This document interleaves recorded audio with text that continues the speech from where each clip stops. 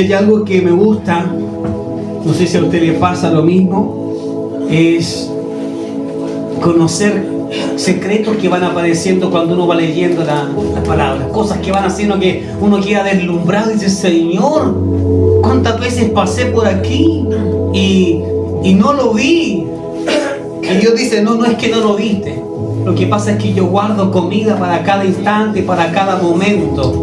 Porque si fuera por el hombre, ¿sabe? El hombre se llenaría en su sabiduría, en su conocimiento, y tal vez querría entregar toda la comida de una y sería demasiado para captar cada uno de estos ingredientes y la voluntad de Dios. Se dice por ahí que todo ser humano tiene un tiempo en donde puede recepcionar lo que se le está diciendo. Por lo mismo es que intentamos acortar un poco los mensajes, no para robar palabra de Dios, sino más bien para que usted pueda en ese tiempo tomar lo que realmente es más importante para su vida, lo que necesita usted entender y conocer. Entonces, a ver si usted me va a acompañar en la lectura de la palabra. También sabe que tengo una Biblia que las traducciones no siempre coinciden exactamente en la palabra, pero el Espíritu Santo es el que nos lleva a discernir el espíritu de la palabra. Si ese sinónimo aplica realmente en contexto a la época y a lo que nosotros podemos conocer. Bueno, el título para esta enseñanza es justificación. ¿Alguien sabe así a simple vista esta palabra qué significará? Justificación. ¿Qué será justificación? Lo primero que viene a su mente cuando, sin buscar en Google, en internet, en nada, lo primero que viene a su mente, ¿qué es lo que podría ser? Juan, justificación. ¿Qué sería para usted lo primero que aparece en su mente? Aquí no es si le achuntan, no, es por saber qué está pasando. Justificación. Aprobación. Es una aprobación, dice usted. ¿Alguien tiene otro concepto de justificación? Justificar algo que ha hecho mal o algo que hace bien. ¿Ya? Justificar algo. Algo o ya, amén. Amén. Algún acto que, ¿Cómo? Como dice o algún acto. Justificación de algún acto que no sé, pues algo bueno o algo malo que le decimos, como dijo la señora. Sí, ya, justificar, pero ¿cómo, de qué manera se puede justificar algo? Explicándolo, ¿cierto? Ahora, ¿podría alguien justificar algo a través de la mentira? Sí. ¿Usted nunca ha mentido? ¿Para justificar algo? Cuando uno mandaba ¿Sí? lo justificativo A los colegios que mi hijo estaba enfermo y usted sabe que salió de paseo con él. no estaba enfermo. Entonces sí se podía justificar, ¿cierto? A través de una mentira, sí. Se podría hacer. ¿Por qué? Porque el receptor, el que está recibiendo la información, es el que tendrá que decidir si le va a creer o no. Ahora, ¿usted cree que los profesores le creyeron todos los justificativos a usted? No. Pero la mayoría de ellos dijeron: bueno, ya hay que firmarlo, ¿ya? Es el conducto regular. Firmemos la libreta de anotaciones para que se sepa que ya recibí su justificación. Entonces es bueno aclarar esto. Sí, la justificación es abogar por alguien, defender a alguien, justificar a alguien. Es decir, él no lo hizo, fui yo. El niño no tuvo la culpa, es que yo como papá le mandé. Es que el niño quería ir a clase, pero yo le dije que no porque hacía mucho frío y estaba resfriado. ¿Se entiende? Justificación. Ahora, intentaremos aterrizar esta palabra a lo que tiene que realmente hacer sentido en nuestro corazón y en nuestra mente, que se trata de lo bíblico. Lo bíblico, lo que Dios piensa. Porque si usted se da cuenta, esta justificación que acabamos nosotros mismos de intentar resolver en el comienzo sin entrar a la palabra, ya podemos decir entonces que teníamos por ahí un pequeño error, ¿cierto?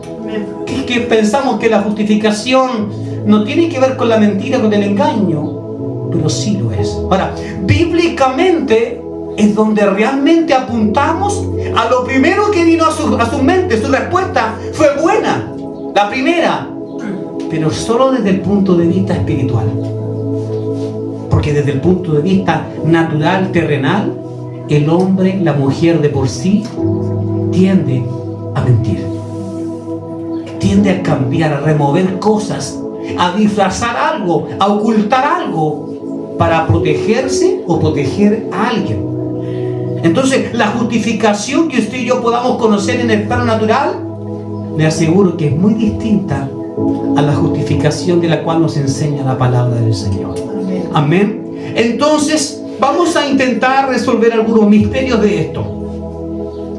Según el diccionario de la Real Academia Española, justificar quiere decir probar algo con razones convincentes y testigos o documentos.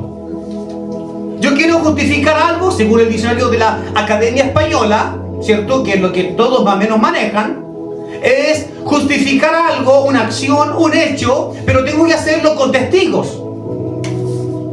Y tengo que hacerlo con evidencia.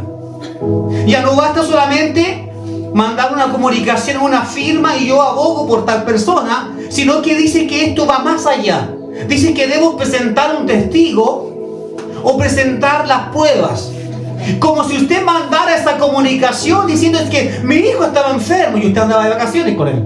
Estaba enfermo. Pero ahora el profesor dice, no, yo no me trago ese cuento. Mándeme el certificado médico si estaba enfermo. Significa que ahora está requiriendo pruebas ya consistentes o contundentes también, para que entonces esa justificación valga el peso que tiene seguramente su nombre o su firma.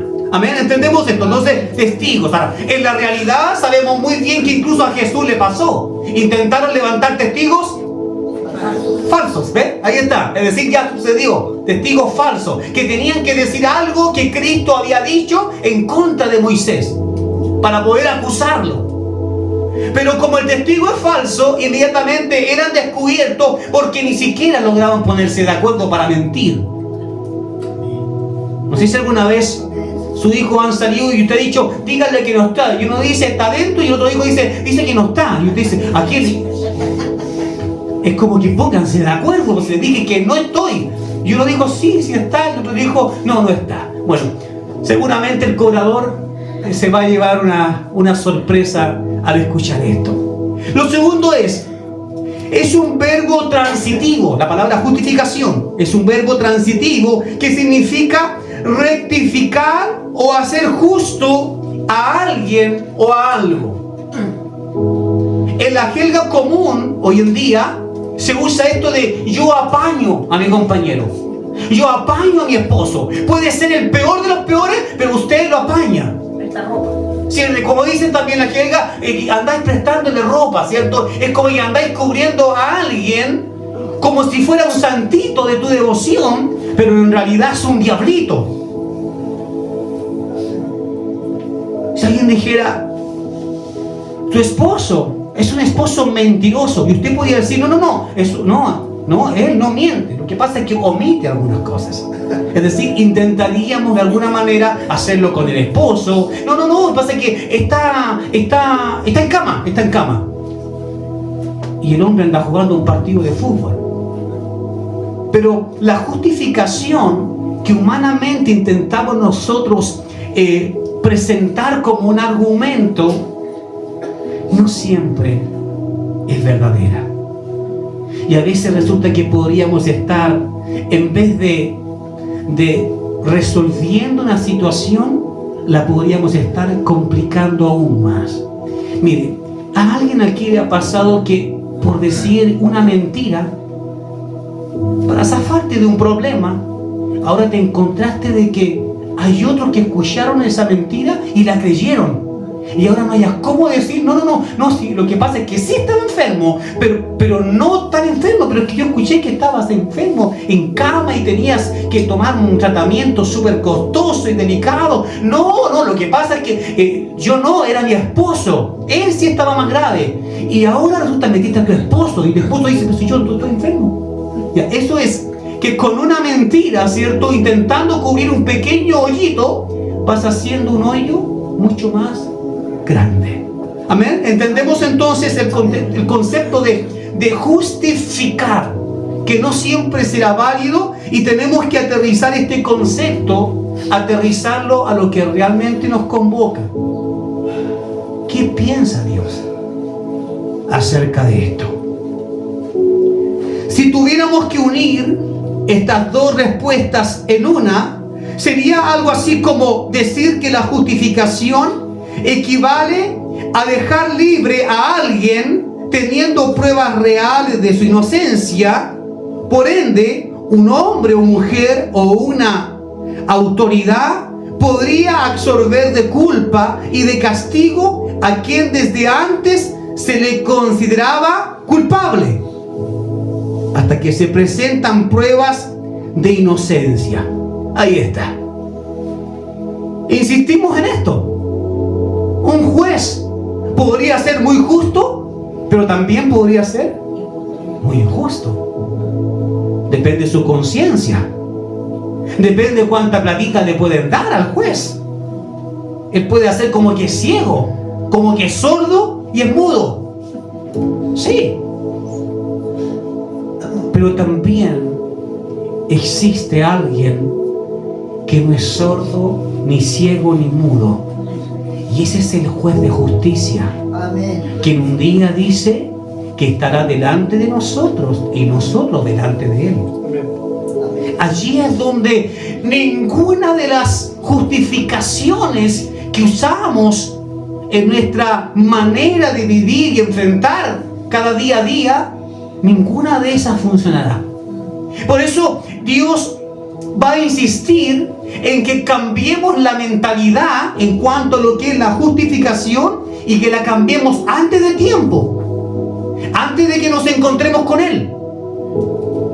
Porque frente a Él, cualquier justificación será como un trapo de inmundicia. Porque inmediatamente Él va a escudriñar mi corazón y va a decir: ¿por qué intentas engañarme? Tú que predicas que yo discierno hasta los más mínimos pensamientos. Tú que le has dicho, Dios conoce la intención del corazón y de la mente del hombre. Tú que lo has dicho, ¿por qué intentas engañarme? No olvidemos que también pueden presentarse, como siempre, falsas pruebas que podrían engañar a un juez.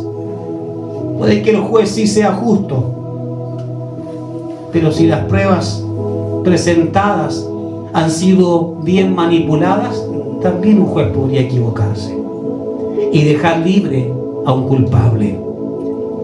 2. No olvidemos que todo esto pasa por personas que tienen diferentes tipos de conciencias acerca de un mismo punto. Yo pienso que es de mala educación predicar con pantalones cortos. Hablemos temas de conciencia, ¿cierto?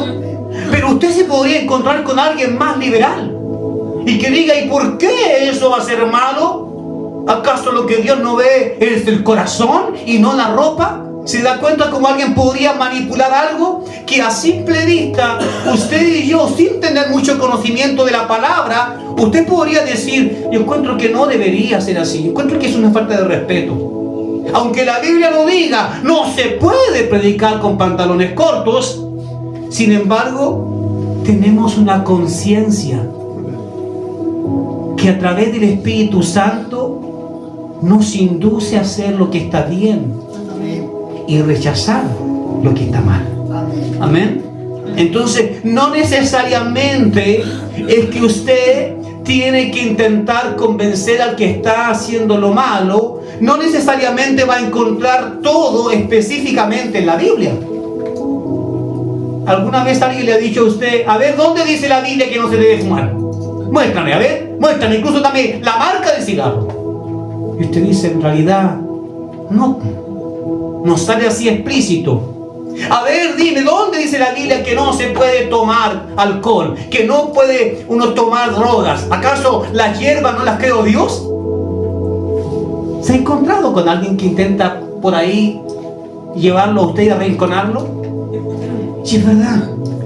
La Biblia no dice explícitamente: no fumes, no te drogues, no te alcoholices. Pero hay una cantidad de información en ella que nos enseña que existe el bien y el mal, y que todos, por más que alguien intente persuadirnos a hacerlo, usted y yo sabemos si es malo o es bueno, ¿o no? Lo sabe, ¿cierto? Aunque yo le dijera, hermano, ¿sabes qué? No es tan así, es igual, podemos curarnos de vez en cuando. La Biblia dice que aquí hubo una vez un hombre que se emborrachó, e incluso hasta sus hijas se acostaron con él, ¿cierto? Pero usted, por más que se lo diga al pastor, usted va a decir, perdón pastor, pero que haya pasado eso en esa historia no quiere decir que Dios nos está mandando a emborracharnos y acostarnos con los hijos. ¿Ya? Entonces, explícitamente quizás no sale así, pero nos fue regalado el Espíritu de Dios, el Espíritu Santo, para entender y ser llevados a toda verdad y a toda justicia. Amén. ¿Estamos claros? ¿Realmente podríamos decir que somos inocentes? ¿Por qué esta pregunta? Porque a mayores justificaciones que tengamos, habrá una tendencia innata en nosotros como carne, como humano, a decir yo soy inocente. Mientras más justificaciones tenga usted o yo, si no estoy en el Espíritu, las usaré para acuartelarme, para esconderme, para evadir una consecuencia de algo malo que hice. ¿Alguna vez usted ha dicho, pastores, o hermano o papá, no es culpa mía, lo que pasa es que mi esposo, o el esposo ha dicho, lo que pasa es que mi señora, lo que pasa es que mis hijos, y esto es lo que día a día el ser humano allá afuera lo hace así conscientemente, pero que la iglesia debería tener una mirada distinta. Porque ¿cómo justificarnos delante de Dios cuando tú mismo sabes que lo estás haciendo mal? ¿Cómo podrías culpar a tu esposa, a tu esposo, a tus hijos, sabiendo que en realidad el Espíritu Santo sí te está guiando? Creo que esto realmente es grave, porque puede matar nuestra conciencia acerca de lo que es bueno y lo que es malo. Nos puede hacer sentir que somos santos, inocentes y justos, y que aquel es el culpable. Ese es el pecador y el que tiene la culpa. Veamos entonces, libro de Lucas, y ya entramos ahora de lleno a este mensaje. Lucas capítulo 2, verso 22. Lucas 2, verso 22, y leo en el nombre de Cristo Jesús. Amén. Dice así: al cumplirse los días de la purificación de ellos según la ley de Moisés, trajeron al niño a Jerusalén. ¿De quién está hablando? De Jesús, para presentarlo ante Yahweh. Todo esto es parte de una tradición. Usted y yo sabemos que Jesús vivía custodiado por su padre, pero la tradición decía que a cierta edad los niños tenían que ser llevados al templo y presentados para ser también allí bendecidos. El verso 23: tal como está escrito en la ley de Yahweh o de Dios, todo varón que abra matriz será llamado santo de Yahweh. Es decir, todo el que naciera desde una mujer de su vientre será llamado, ¿cierto?, santo de Yahweh, o apartado de Yahweh, según sus versiones. Verso 24: y para ofrecer sacrificio según lo declarado en la ley de Yahweh, un par de tórtolas o 2 palominos o palomitos, ¿ya? Una pareja, es decir. Esto es la tradición, esto es la costumbre. ¿Y qué es lo que se pretendía? Se pretendía esto: que si yo, usted o sus hijos tuviéramos conciencia de algo malo que hicimos, o aún sin conciencia si hice algo malo o no, pero por lo menos cuando yo vaya al templo mínimo una vez al año, yo debo ir y presentar un sacrificio. A través de ese sacrificio, lo que yo estoy diciendo es, esto es para que tome mi lugar. Y sabemos todos muy bien que Jesús no cometió pecado según la palabra. Pero también sabemos que Él era judío. Por lo tanto, cuando Él dice que no vino a abolir la ley, sino a que vino a cumplirla, es Jesús que está siendo enseñado por sus padres para que no se diga que el Salvador, el Emmanuel, fue en contra de lo que Dios estableció. También hemos de presentar un sacrificio. Ahora, bajo la perspectiva de un sacrificio que lo que buscaba es el título de este mensaje, la justificación. Es decir, yo vengo con pecado, mis hijos vienen con pecado, ofrecemos un animal y ahora nosotros, humillados ante este Dios, entendemos de que hemos pagado por el mal que hicimos y que nos arrepentimos, y por eso mismo que se exigía el mejor de los animales para el sacrificio.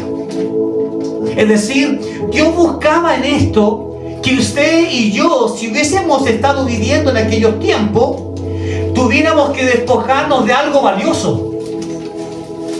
Su mejor corderito, ese que te dice, este es el más lindo, el regalón, yo no lo vendería por nada, yo no lo cambiaría, va a ser la mascota de la casa. Y los demás sí, esos van para la parrilla. Dios, ¿qué es lo que hace? Pide que en esa enseñanza que Él ha instituido como ley para Moisés y el pueblo, que cada uno que va a ofrecer el sacrificio debe ofrecer, ¿qué cosa? ¿Lo peor? Lo mejor. De manera que cuando vas a ofrecer lo mejor, tú digas, hoy, por causa de este pecado, estoy perdiendo algo tan lindo y valioso para mí. Mientras un hijo diciendo, pero papá, si este es nuestro regalón, es nuestra mascota, es el más blanquito, el más motudo de todos, papá. Mira, no tiene defecto alguno, pero ¿cómo? ¿Y por qué no ofreces otro? El padre, entendiendo la magnitud de su pecado y entendiendo el mandamiento de Dios, estaba obligado a decirle al hijo, hijo, por causa de nuestro pecado y para ser justificados, debemos ofrecer lo mejor. ¿Entendemos? Ahora, veamos que en el caso de María, José y Jesús, están ofreciendo 2 tórtolas.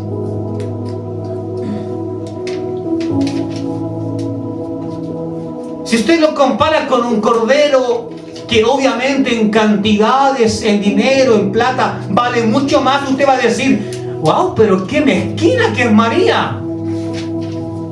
Pero José, ¿cómo no conocía la ley? ¿Qué les costó comprar un cordero? Un becerro, llegar con un animal tremendo porque era Jesús, el Salvador del mundo. Llegar con 2 tórtolas. Esto tiene un significado que nos lleva a entender que las tórtolas representan lo que es la humildad, la pasividad y la fidelidad. ¿Sabe usted que siempre las tórtolas andan en pareja? ¿Cierto? Ahora, ¿quién les enseñó eso? Nadie. Está adentro de ellas. Está ahí. Y crecen inmediatamente, ya ponen la mirada en alguien, y la otra, la tortolita también, está esperando que se cumpla lo mismo. Por eso no sé si alguno de ustedes le dijeron alguna vez, mira los tortolitos. ¿Sí? Se refería a eso. Aquí para todos lados juntitos. Y si estaban separados, están peleados, tortolitos. En este ejemplo también podemos ver que Jesús no está destacando en él grandes pecados para presentar algo tan caro. Y ya vamos, a través de la palabra, a ir descubriendo estos detalles. Amén. ¿Le gusta aprender, cierto? ¿A usted le gusta aprender? Vamos al libro de Levítico, capítulo 5, el verso 1, nos va a dar una información importante mientras usted lo busca. Se lo leo otra vez, repito, Levítico 5, verso 1. Veamos entonces por qué Cristo, siendo santo, también fue a presentar sacrificio de justificación. Dice así Levítico capítulo 5, verso 1. Cuando alguien, al ser llamado a declarar siendo testigo, peque, o si viendo o sabiendo algo no lo declara, es decir, te llamaron a testificar, tú sabes de algo pero tú dices, prefiero no meterme, no es mi problema. Si alguien es llamado, dice, y peque en esto, y sabiendo algo no lo declara, llevará su pecado. Mire qué distinto es como Dios obra. Hoy en día usted puede decir, no, si no se mete en esto, mejor, quédate tranquilo en tu casa, que nada te pasa. Pero si alguien te dijera, yo sé que usted estuvo allí, señora, caballero, joven, tú estuviste allí cuando pasó esta injusticia y tú viste cómo fueron las cosas, ¿por qué no quieres declarar? No, lo siento mucho, yo no he visto nada. Es decir, estás avalando la injusticia. ¿Qué es lo que dice entonces según Levítico? Ya dice que si este no lo declara, él llevará, ¿qué cosa? El pecado. Es decir, lo que hizo aquel asesino, ahora yo también lo comparto y soy parte de ese asesino. ¿Por qué? Porque en vez de practicar la justicia, practiqué la injusticia. ¿Amén? Vamos al verso 2. Igualmente, cuando alguna persona toque cualquier cosa inmunda, ya sea el cadáver de alguna fiera inmunda o el cadáver de ganado inmundo, usted sabe que para la ley, cierto, levítica, existían animales que eran puros y otros impuros. Recuerda el éxtasis que tuvo Pedro estando arriba, cierto, allí en la azotea, cuando ve un lienzo que desciende con animales impuros y escucha la voz que dice, mata y come. Él dice, no, ¿cómo he de comer yo? Eso es inmundo. Lo que está diciendo Pedro es, en Levítico, nuestros antepasados nos vienen enseñando de que hay animales puros y otros impuros. Entonces, en aquel tiempo, si usted, siendo del pueblo de Dios, tocaba un animal impuro, quedaba inmediatamente contaminado.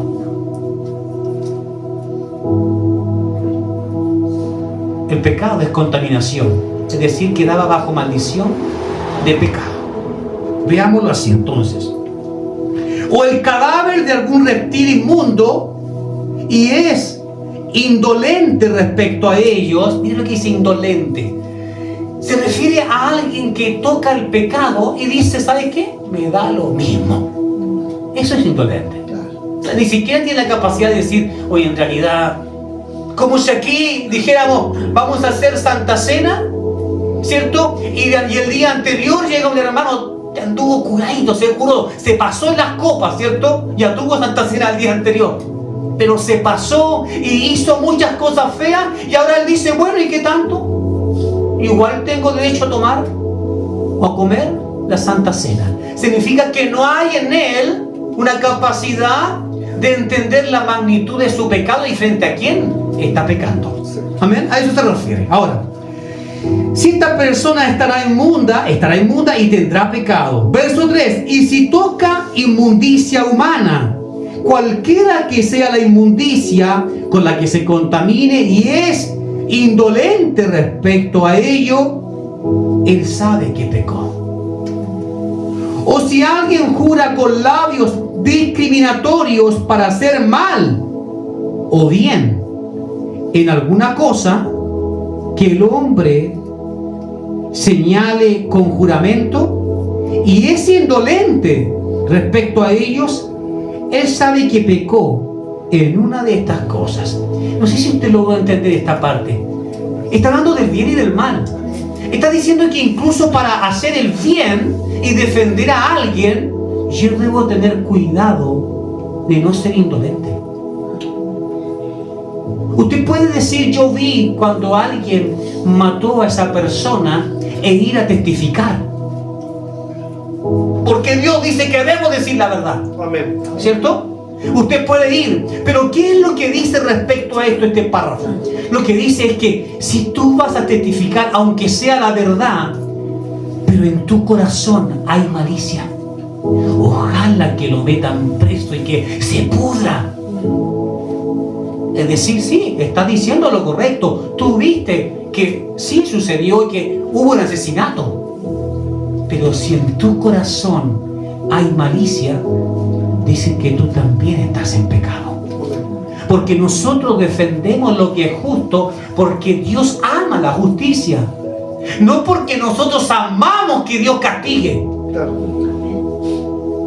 Puede ser el peor de tus enemigos, pero si tú disfrutas cuando le está yendo mal, Dios dice, tu corazón pudiera estar peor que el de él.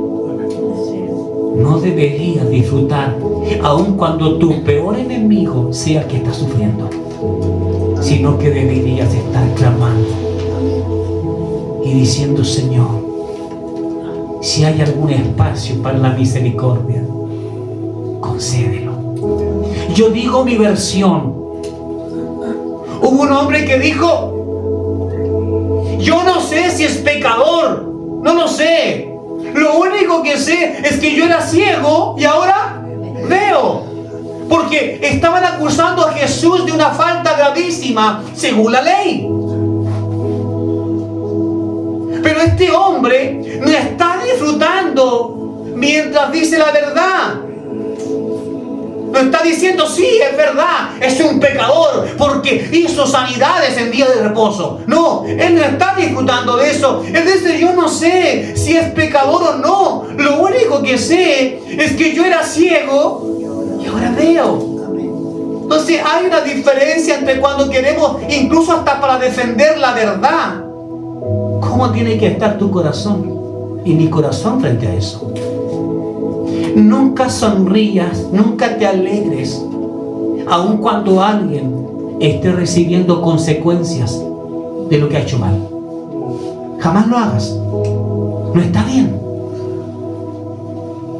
Aunque tú digas, pero es que esa persona se lo merecía. Y tú y yo, separados de Cristo, ¿qué merecemos? ¿Acaso no merecemos condenación? ¿O habrá un lugar especial para nosotros?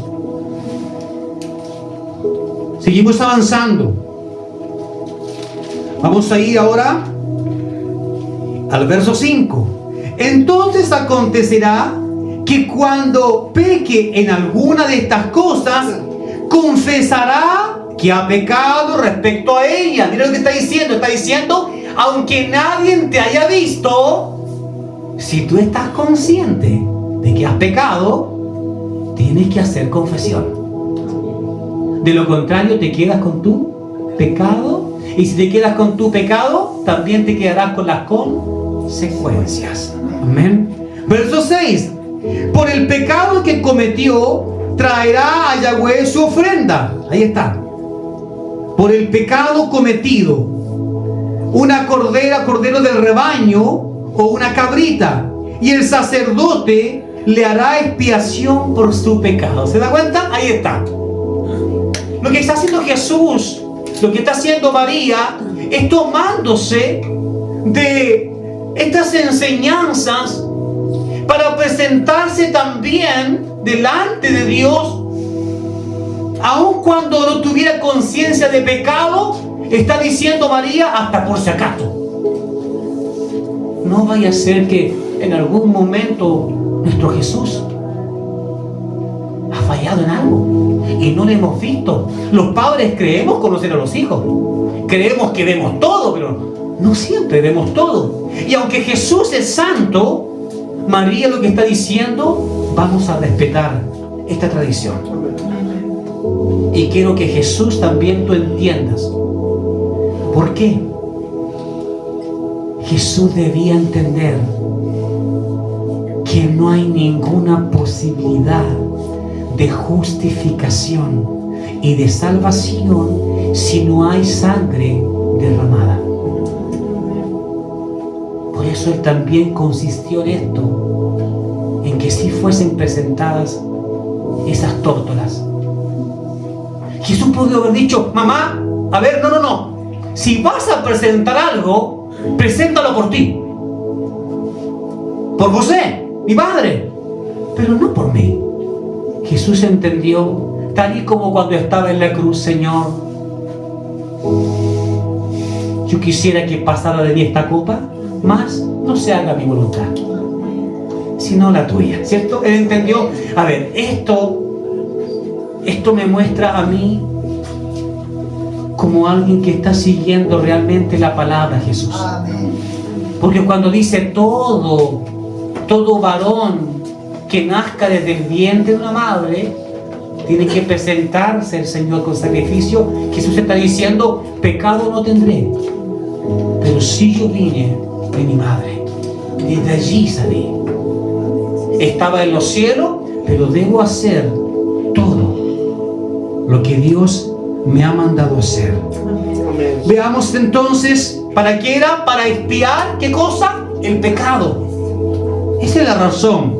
Verso 7. Cuando esa persona no tenga lo suficiente para un cordero, traerá entonces, ¿qué cosa? 2 tórtolas, ¿cierto? O 2 palomitos como ofrenda por su pecado. Uno será para ofrenda por el pecado y el otro es para el holocausto. Uno que es el que porta la maldición, ¿cierto? Y el otro que es el regalo al sacrificio, como si fuera una ofrenda. ¿Amén? ¿Se entiende? Entonces, ¿qué nos muestra Levítico? Nos muestra que Jesús no es ese de los que muchos han dicho, que Jesús realmente no era pobre. Jesús era rico. Oh, Jesús tenía de todo. Si Jesús y María y José hubiesen tenido realmente una buena condición económica, no presentan esas 2 tórtolas, porque eso era para los que tenían pocos recursos. Entonces este es el Jesús verdadero, ese Jesús humilde,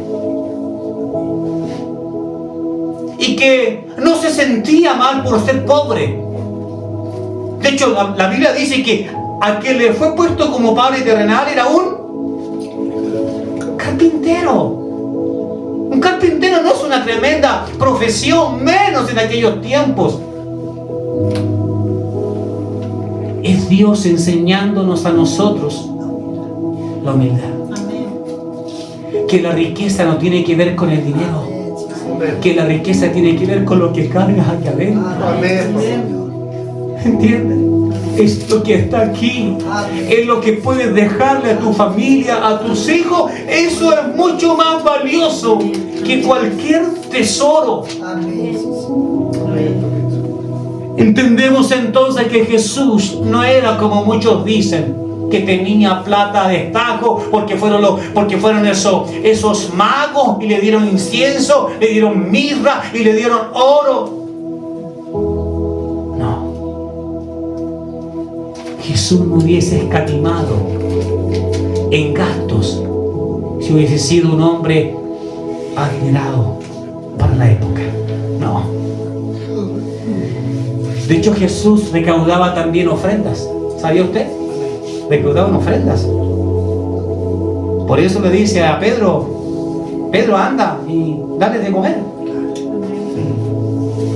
Pero Señor, son muchos, dales.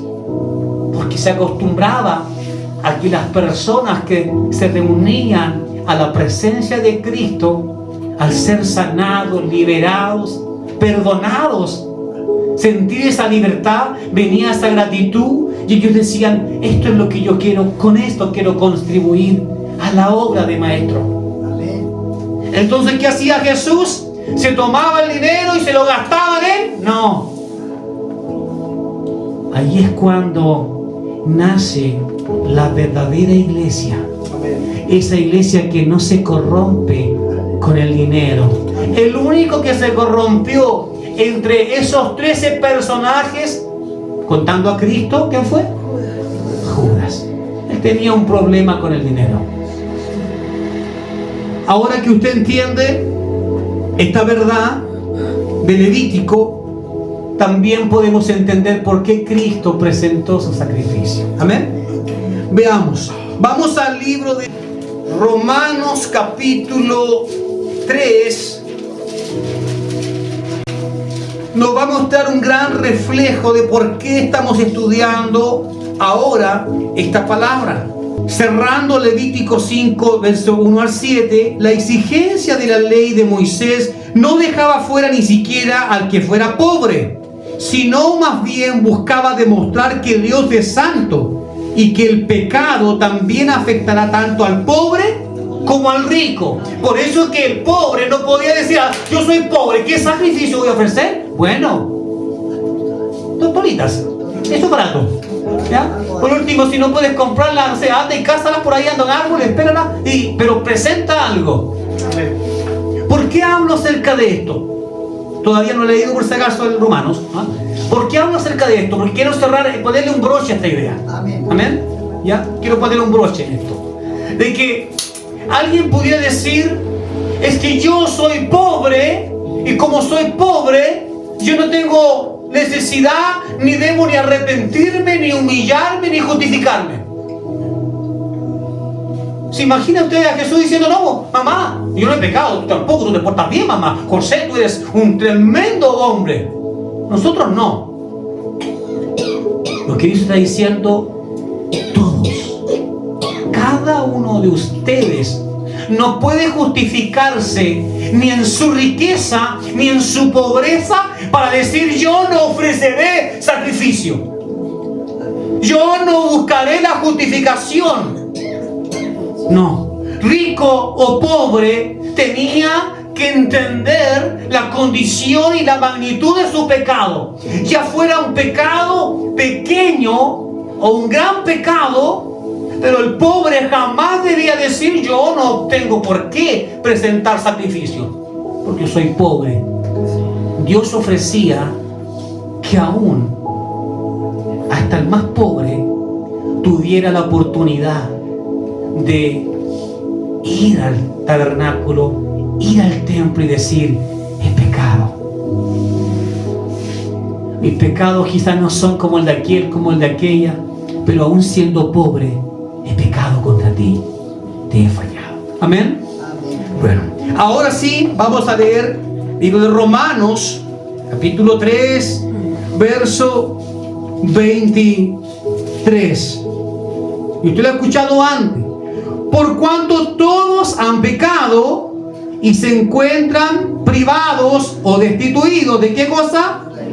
De la gloria de Dios. Significa que no podemos estar en la presencia de Dios. Esa es la gloria de Dios. Hoy lo que tenemos aquí es un regalo. Amén. Que Dios nos da un toque de su presencia y usted puede decir, sí, estuvo lindo, sentí que el Señor estaba allí. Es un toque. Pero esto que está diciendo Romanos es aún más sublime.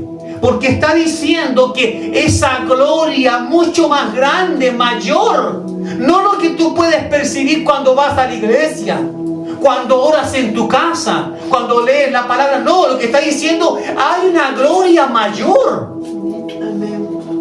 Y frente a esa gloria dice, todos están destituidos, todos pecaron. Porque aquí podemos estar perfectamente y hasta con pecado. Y no somos fulminados por la presencia del Señor, porque Él sabe poner su dosis justa de presencia.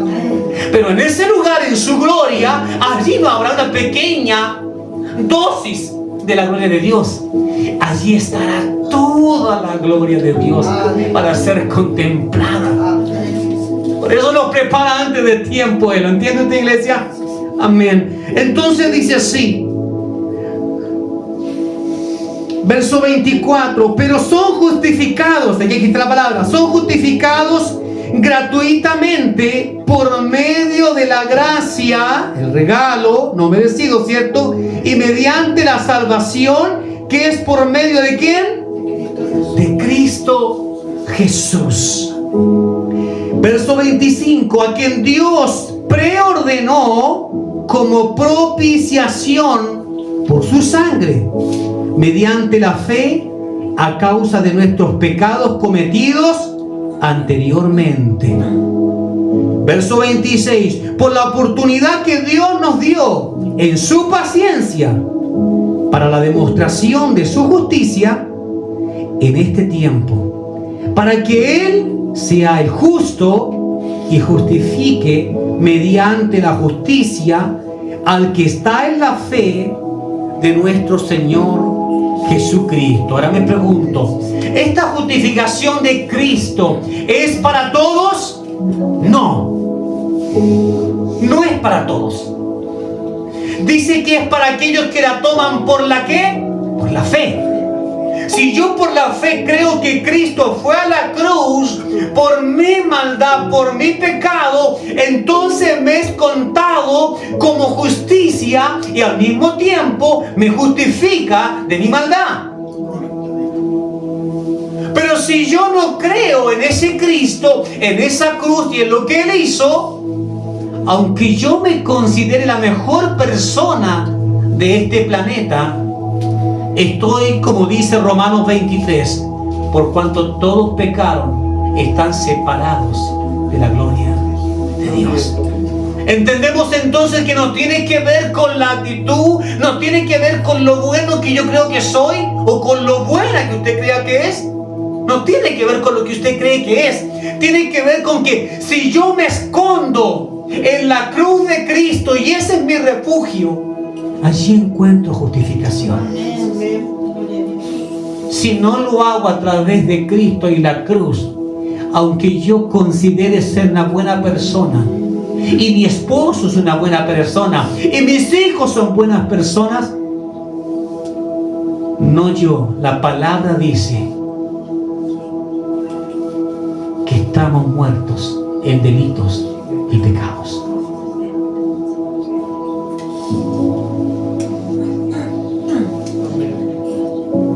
¿Está viendo hacia dónde nos lleva Cristo con este mensaje? ¿Qué es lo que tienen algunos? No tienen arrepentimiento. Pero ojo con esto. Hay algunos que sí tienen la confesión y piensan que con eso basta, con la confesión. Pero no. La confesión no tiene valor alguno si no hay una actitud de arrepentimiento genuino.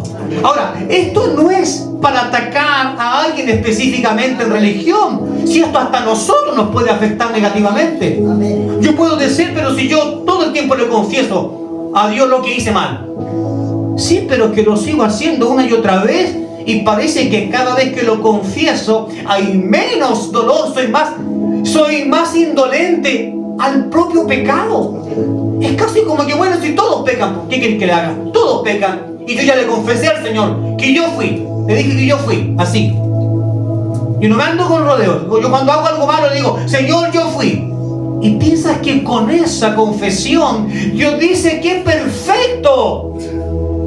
Estás listo para unirte a esta gloria. No. Eso solo es una confesión vacía. ¿Por qué? Tomando lo que dice mi hermano Julio.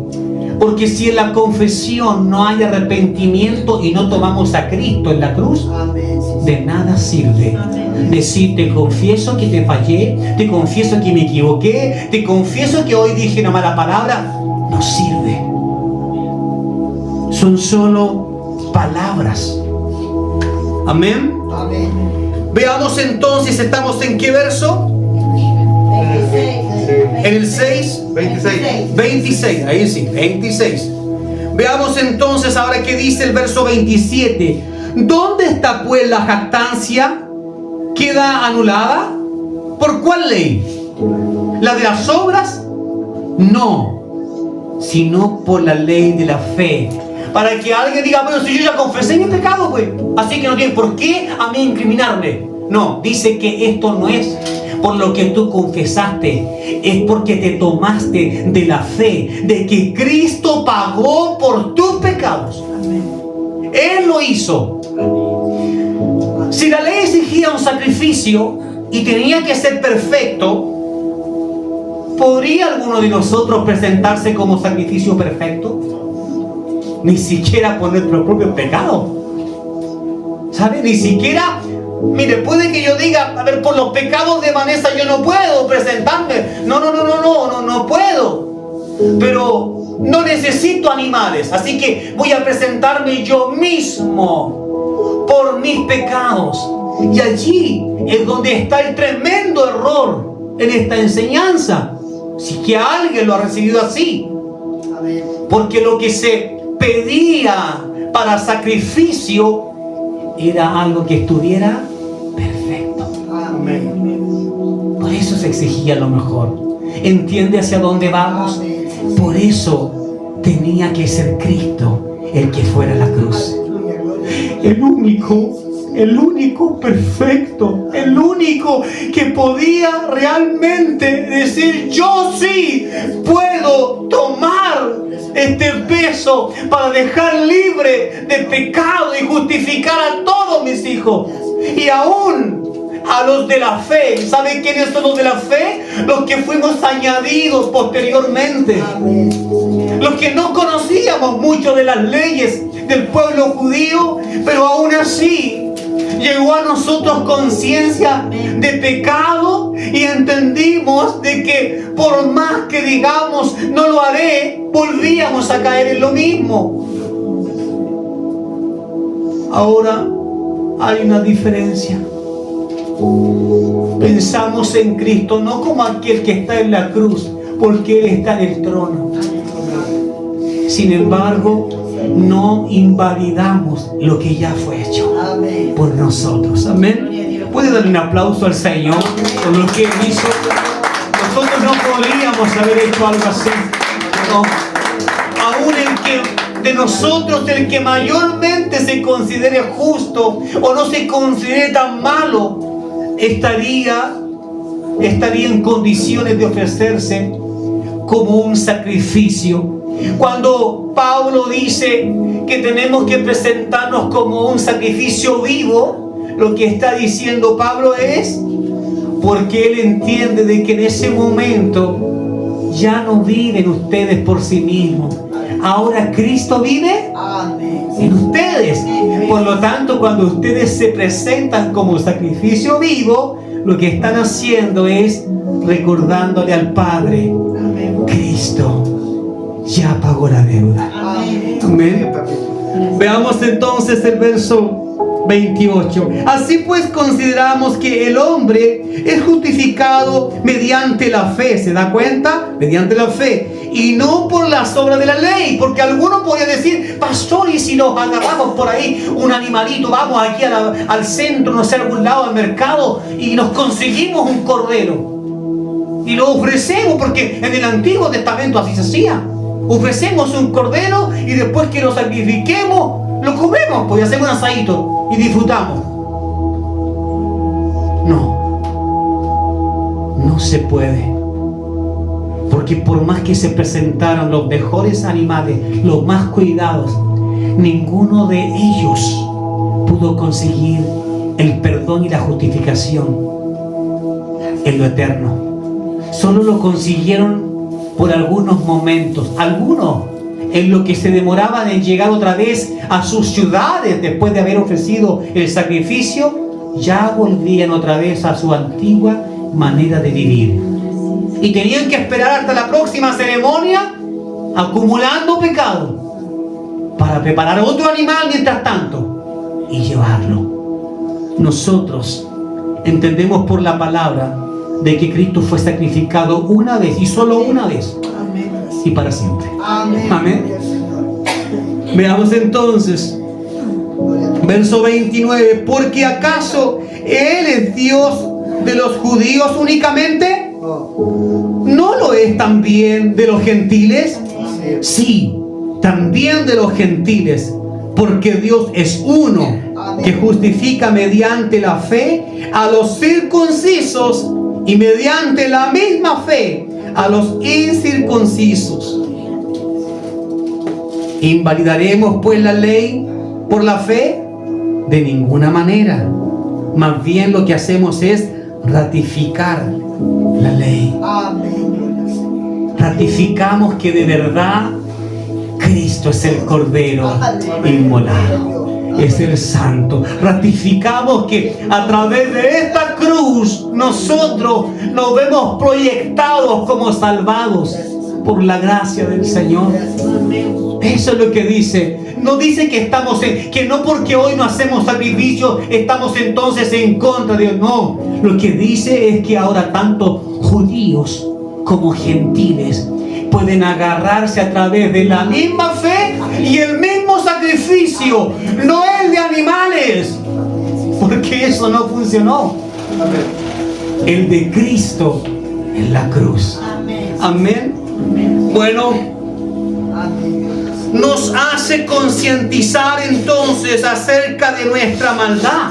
Romanos, por cuanto todos pecaron, amén, destituidos. Nos hace concientizar entonces acerca de nuestra maldad y nos advierte que solo por la justificación a través de Jesús es que tenemos perdón. Si creemos que Jesús fue el Cordero sacrificado por mis pecados, si yo creo, con eso basta. Es que yo pensé que tenía que hacer otras cosas. No. ¿Crees que Jesús pagó por tus pecados? Sí, lo crees. Porque con eso basta. Y si, pastor, y si mañana peco, corre y arrepiéntete. Y dile al Señor: en esto he fallado. ¿Y dónde Dios te va a esconder? Otra vez en su cruz, en su gracia. Pide, si esto no fuera así, seguiríamos condenados, ¿cierto? Si no fuera así, usted diría: pero es que yo hace tantos años que acepté a Jesús en mi corazón y sabe que yo volví a pecar, yo volví a fallar, entonces ya no hay oportunidad. No. La palabra dice que Él es fiel y justo. La palabra dice que Él no nos desampara y que Él entiende nuestra condición, pero sí espera que nosotros, cuando fallemos, no actuemos como aquellos que buscan evadir la condición de su corazón, que buscan bajar el perfil. Mira, iglesia, nunca, jamás en tu vida digas: es que mi pecado es menor que el de él. Nunca lo digas. Jamás, no hagas eso. Nunca digas: es que yo no soy tan mala como ella. No soy tan mal. No digas nunca eso. Cada vez que te presentas al Señor, dile: Señor, aquí estoy. Como siempre, Señor, de seguro que también te he fallado. Pero vengo arrepentido, quiero pedir tu perdón. Yo no estoy buscando compararme con el pecado de quien no. Yo quiero ver por mi salvación. Necesito que tú, Padre, me liberes de esta carga. Porque cuando hacemos una comparación con el pecado de otro, puede que hasta el enemigo te engañe en la mente y te diga: tú no eres tan malo. Lo tuyo no es un pecado, no. Lo tuyo es un pelito así chiquitito, eso, al lado de ese pecado.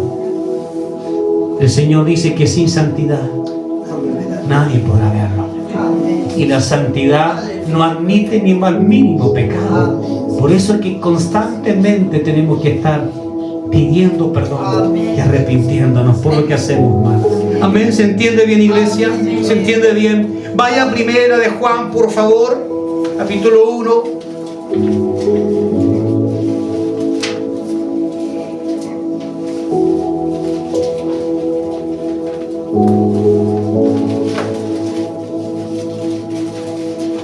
Primera de Juan, repito, capítulo 1. ¿Alguien puede leer este verso de su Biblia? ¿Sí? Primera de Juan, capítulo 1, verso 9. el nombre del Señor. Amén. Si confesamos nuestros pecados, Él es fiel y justo para perdonar nuestros pecados y limpiarnos de toda maldad. Amén. Él es justo. ¿Alguien tiene otra versión? 1 Juan 9. Flange. Dice, pero si confesamos nuestros pecados a Dios, Él es fiel y justo para perdonar nuestros pecados y limpiarnos de toda maldad. Ahí está. ¿Cierto? No está diciendo la palabra de que usted una vez que aceptó a Cristo, usted nunca fallará. Y que si falla, ya se perdió la oportunidad. Hasta ahí quedó. Ya le falló a Cristo y Él le perdonó. No. Lo que está diciendo es que aún estando en Cristo, si volvemos a fallar, Él es fiel y justo para perdonar nuestros pecados. Actúa en justicia. Ahora, esta justicia no tiene que ver con una justicia humana como la que nosotros consideramos. Tiene que ver con que Cristo se pone en el lugar de nosotros. Amén. Y sabe lo difícil que es para nosotros mismos luchar con esta carne. Arrastrar. ¿A cuánto les cuesta muchas veces arrastrar la carne a la misma iglesia? Arrastrarla a tu escondite con Dios para orar, para leer la palabra. ¿Cuántas cosas intentan distraerte, sacarte? Y tú dices, wow, pues aquí se complica la cosa. Sin embargo, para hacer otras cosas, parece que siempre está dispuesto mi cuerpo. Mi mente siempre quiere disfrutar y quiere distraerse. Pero cuando se trata de Cristo, ¿qué cuesta esta carne perezosa? Y Jesús entiende esa condición. Por eso dice, eres fiel y justo. Actúa en justicia. Mire, si Dios estuviera con una vara aquí delante de nosotros, como muchos piensan que Dios es así, nos hubiese dicho, ¿sabe qué? No quiero verlos. Váyanse todos de aquí. ¿Tú crees que no sé que mañana vas a pecar? ¿Y estás aquí cantándome? Ándate, sal de aquí. ¿Y tú crees que yo no te di que mañana ibas a mentir? Ándate, sal de aquí. Eso es lo que muchas veces podemos creer que Dios haría. Pero cuando hablamos de justicia, Él entiende que ya con el hecho de estar buscando su presencia y no entregarnos en los brazos del mundo, Él entiende de que ya hay una gran diferencia con nosotros. Él sabe que ya estamos en un camino distinto y que nos va a costar, sí. Por supuesto que nos va a costar, pero Él prometió estar con nosotros todo el tiempo, hasta el fin. Dios, por eso también que dice que su misericordia se renueva todos los días. Exacto. La misericordia, lo que conseguimos en la cruz, la gracia del Señor, es algo que nos lleva a comprender la dimensión de que no debo estarme cuestionando todo el tiempo por mi pasado, por mi pecado. Porque si su misericordia está hoy conmigo y yo me he arrepentido, esto es como sacarse ese abrigo sucio, cochino y botarlo a la basura. Es eso. Pero hay quienes no le ven el poder real a Cristo. No saben lo que significa la cruz, la capacidad, el poder que tiene Cristo para perdonar pecados y maldad. E insisten en volver a tomar su abrigo. Dios dice, yo te perdono, pero no se sacan del abrigo del pecado. Caminan con Él diciendo, yo no merezco de Dios, yo soy malo, yo voy a ir al infierno y no creo que Dios me lleve. Sácate el abrigo de pecado. Amén. La cruz te regaló. Amén. Esa gracia y misericordia. Amén. Bueno, iglesia, hay una palabra que dice que si yo digo que no he pecado, dice que me hago mentiroso a mí mismo y a Dios también. Ahora, ¿por qué dice a Dios? Porque Dios dijo en Romanos, todos pecaron. Entonces sería como que alguien dijera, a ver, aquí alguien está mintiendo. Dios dice que todos pecaron, pero tú me estás diciendo que tú no tienes pecado. Entonces alguien está mintiendo. Lo que siempre debemos decir es: Señor, si tenemos que nivelar esto entre quién podría estar equivocado, usted o yo, Señor, no hay discusión. Estoy equivocado. No podría ser distinto, iglesia. No podría ser diferente, porque es un Dios de poder. ¿Cuántos años puede que lleve a alguien justificando sus pecados? Una cosa es decir: soy pecador, Señor, y me quito este abrigo. Y otra cosa es caminar con el abrigo y decir: soy pecador. ¿Sí? ¿Y qué? Pero arrepiéntete, güey. ¿Para qué me voy a arrepentir si después sigo pecando? Mejor me quedo con lo que tengo. Mira, ¿cómo alguien podría justificar la maldad o el pecado dentro? Yo te voy a dar varios ejemplos. Tal vez usted pueda encontrar alguno que en algún momento usted lo ocupó y ya es tiempo de que se le salga de ello. El pecado nos puede llevar a hacer cosas terribles, primeramente en contra de Dios. Y luego afectaremos ¿a quiénes? A todos los que nos rodean. Somos llamados para ser sal y luz, pero podríamos estar transmitiendo oscuridad si estamos en pecado. Somos llamados para que muchos vengan a Cristo, pero podríamos estar alejando a alguien de Cristo. Ahora, ¿cómo justificamos muchas veces nuestra maldad? Diciendo esto: Señor, no es mi culpa este pecado. Yo no pedí nacer en esta familia. ¿Alguna vez algún hijo te ha dicho eso? ¿Ah? Yo no pedí hacer así, porque ¿qué acaso yo le escogí? Y esa es una manera de justificar un pecado. Erróneamente, porque el único que puede justificar pecados es Cristo, a través de lo que dijimos antes: arrepentimiento, confesión.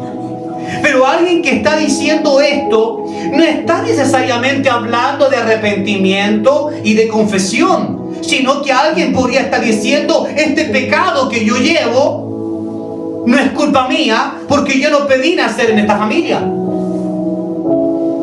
Alguien podría decir: no es mi culpa ser ambicioso, yo no pedí ser pobre.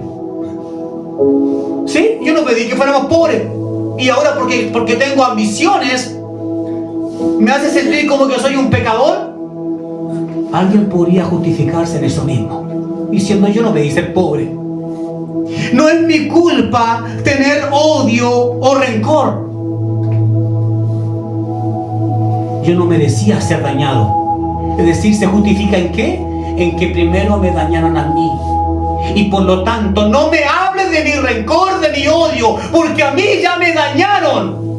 Y puedes estar toda la vida justificándote en que te dañaron, en que te hicieron un mal, en que te golpearon, te ultrajaron, en que dijeron cosas feas de ti. Pero eso no te va a liberar. El único que libera es Cristo. Amén. Cuando vas a Él y dices: Señor, sin importar la razón por la que yo tengo rabia y rencor en mi corazón, yo no quiero esto aquí adentro.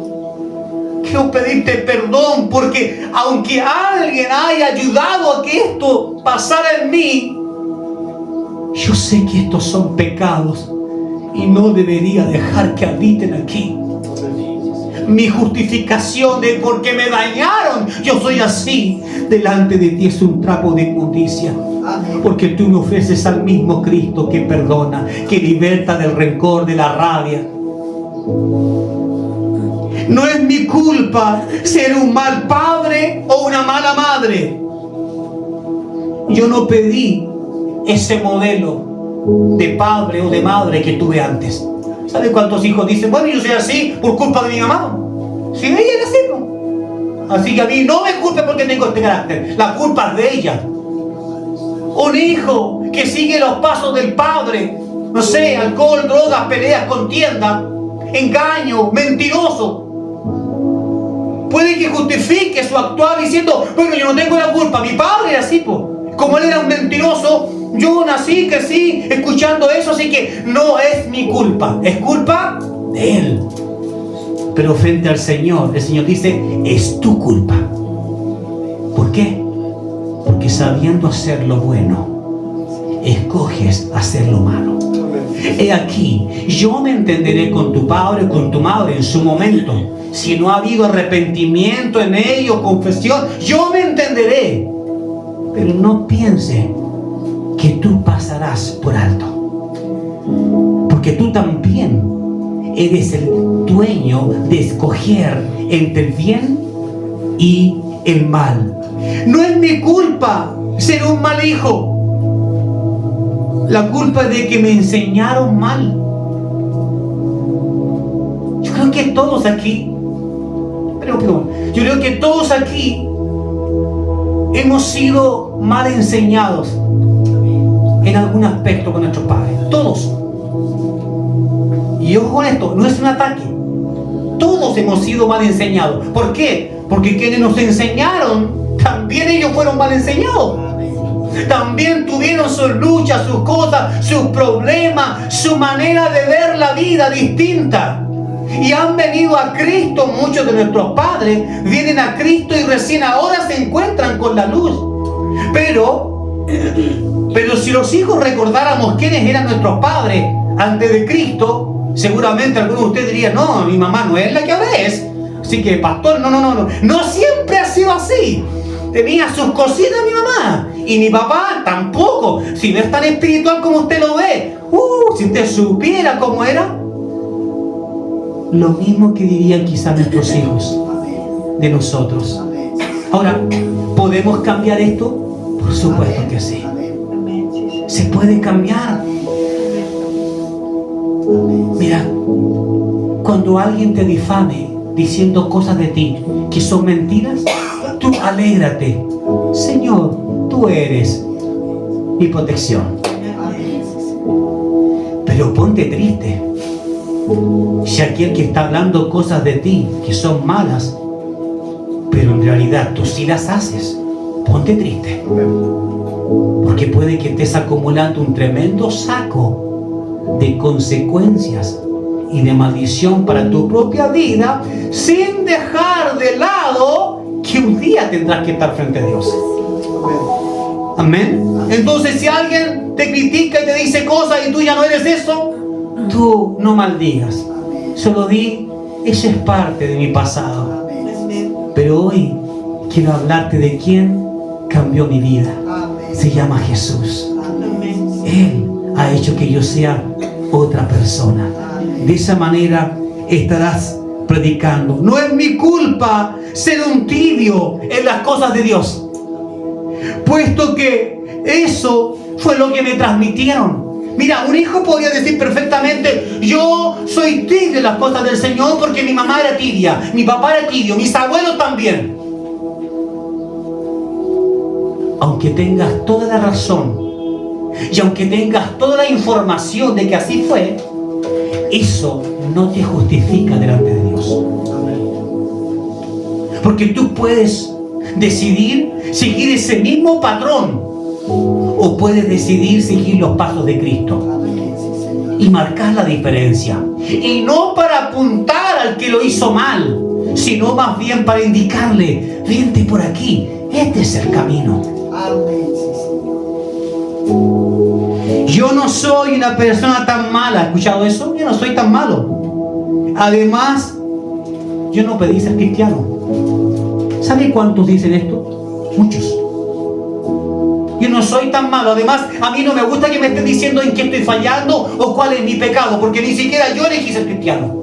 Yo no pedí ser evangélico, yo no pedí ser católico, yo no pedí tener ninguna religión. Así que, por lo tanto, esa vara con la que tú me mides, no la acepto. ¿Y por qué? Bueno, porque yo no pedí ser cristiano. Yo no elegí a Dios, yo no elegí a Cristo, yo no creo en Cristo.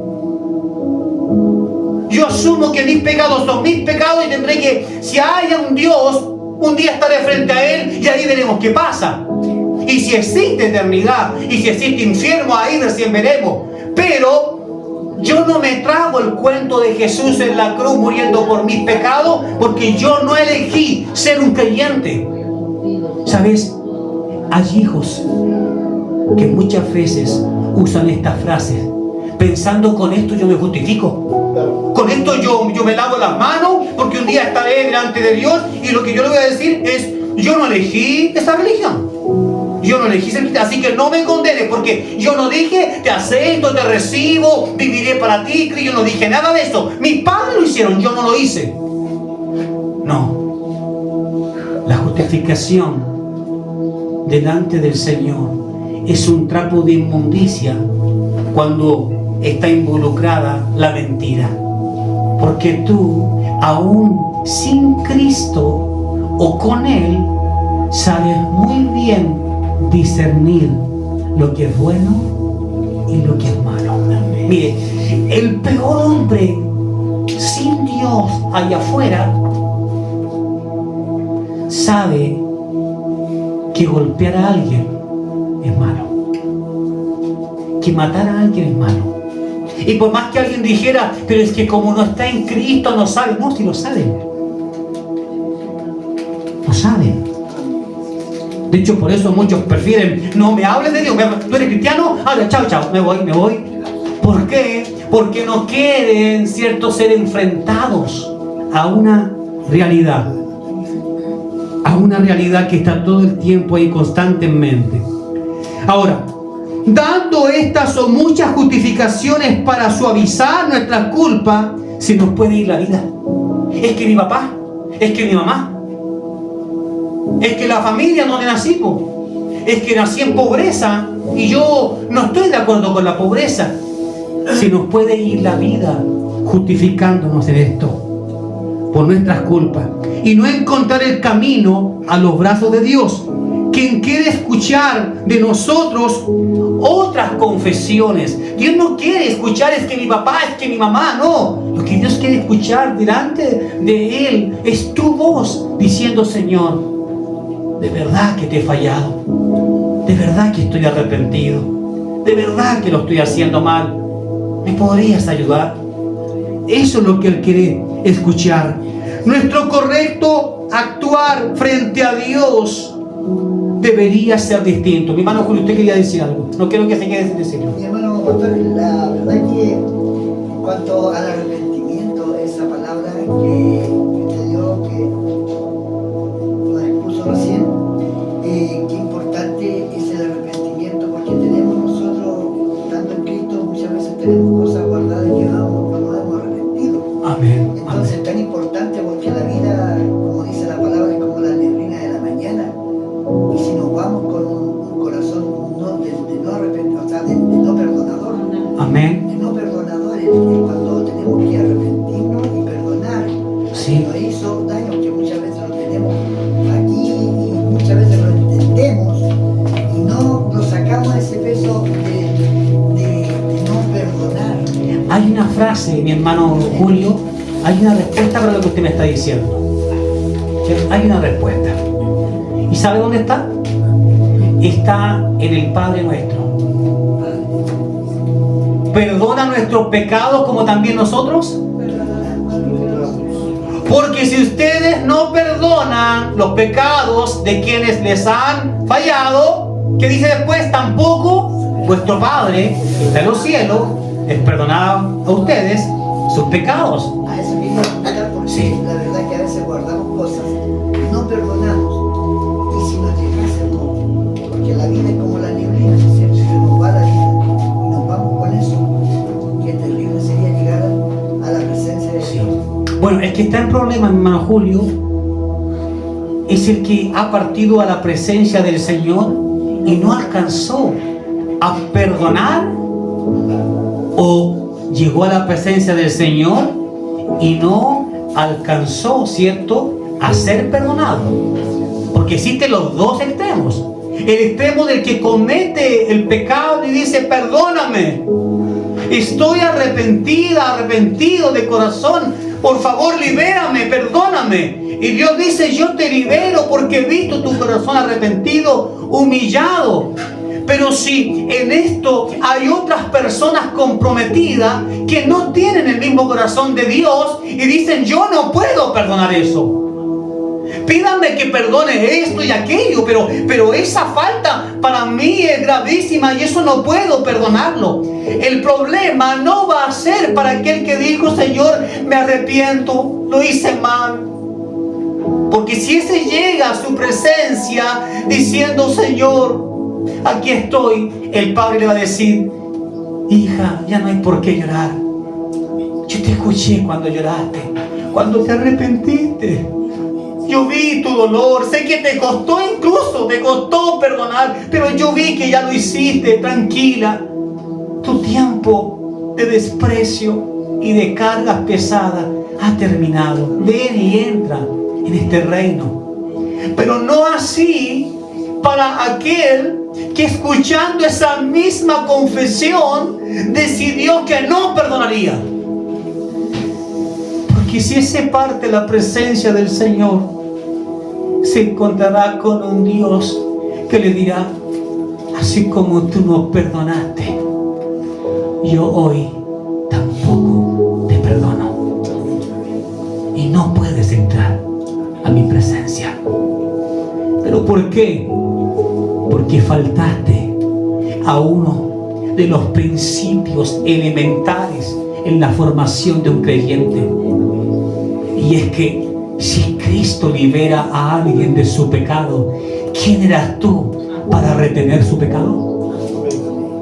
Si Cristo, siendo el Hijo del Dios viviente, libera a cualquiera que se arrepienta, ¿quién eres tú para retener el pecado? Ciertamente no es esa persona a quien le detienes su pecado la que está en dificultades. El que está en dificultades eres tú.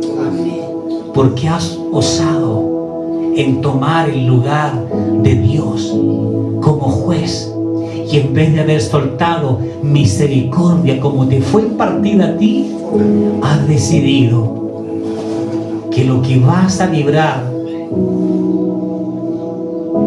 es culpa, dolor, y has decidido que continuamente le estarás recordando el pecado, la falta, a aquel que ya fue perdonado.